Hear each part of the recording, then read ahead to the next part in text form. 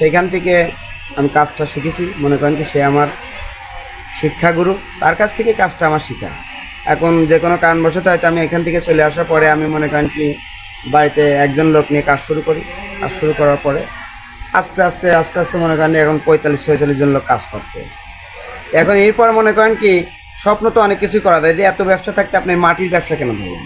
এখন মাটি মনে করেন কি মাটি খাটে, আর মাটির ভিতরে কোনো খুদ নাই, নিখুঁত মাটির মতন মনটা নরম করে যদি আমরা ব্যবসা করতে পারি, তারপরে মনে করেন কি এটা একটা মৃৎশিল্প, একটা বাংলাদেশের ঐতিহ্য আমরা ধরে রাখিছি। এই জন্যই আপনাদের কাছে দাবি, মনে করেন কি অনেকে জায়গার থেকে আসে আমাদের সাক্ষাৎ নেয়, কিন্তু কোনো দায়িত্বে এসে আমাদের লাভ হয় না। এমন সাক্ষাৎ নিতে হবে হয়তো আমাদের পাশে এসে দাঁড়াতে পারবেন যখন, তখন সাক্ষাৎ নিলে হয়তো আমাদের ভালো হয়। আমাদের মনে করেন কি অনেক দিক থেকে সমস্যা, এত কর্মচারীর মনে করেন কি সব কিছুর দাম বেশি, কিন্তু কর্মচারীর বেতনের দাম বেশি, কিন্তু আমাদের মালের কিন্তু দাম নেই। না থাকার কারণটা কি? না থাকার কারণ মনে করেন কি আমরা যদি কোনো সহযোগিতা পাই, তারপরে মনে করেন কি এই জিনিসটা যদি আমরা বাইরে আমদানি করতে পারি, তাহলে মনে করেন কি আমাদের জিনিসটা অ্যাভেলেবেল চললে পরে তখন মনে করেন কি আমরা প্রতিষ্ঠিত করতে পারবো। এইগুলো করার জন্য আপনার কোন দপ্তরকে এগিয়ে আসতে হবে বলে মনে করেন আপনি? এখন মনে করেন কি আমরা যে দপ্তর বিদেশের মাধ্যমে আমাদের মালটা রপ্তানি করতে পারবে, সে যদি এসে আমাদের সহযোগিতার একটু হাত বাড়াই, তাহলে মনে করেন কি আমরা সফল হতে পারবো। তারপর আপনার খারাপ পাতিল আছে, বড় ব্যাং আছে, ছোট ব্যাং আছে, ঠিক আছে, এইগুলো মগ কাপ, এই যে এরকম আপনার টিফা পাতিল সব এগুলো, ঠিক আছে। আসেন একটু আগে আসেন। হ্যাঁ।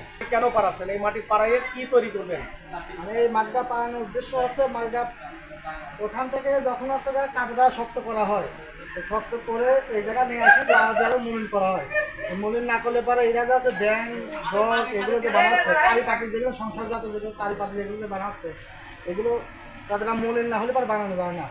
পাড়াবে যাতে মাটি নরম হয়, ওইগুলো গোল্লা করে ব্যাং এগুলো বানানো হয়। আমরা এখানে কর্মস্থান মনে করেন যে প্রায় 50 জন মতো এই মেশিনে তৈরি হচ্ছে।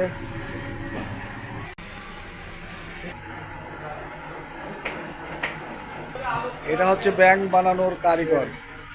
অবশ্যই সেই ব্যাং না, এটা হলো মাটির তৈরি ব্যাং। মাটি মাখাচ্ছে, তো রৌদ্র না থাকলে ফ্যান দিয়ে শুকানো হয় ঘরের ভিতরে।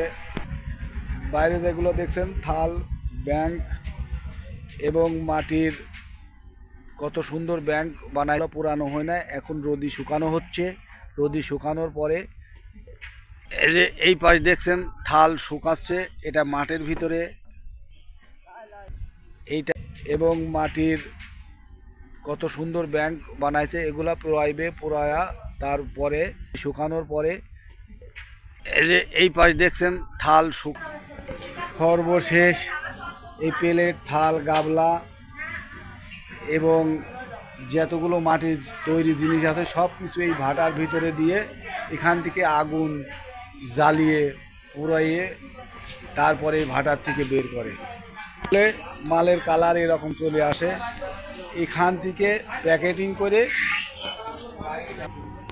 সব এখান থেকে উঠে ওই দেখছেন ওই গাড়িতে করে ঢাকাতে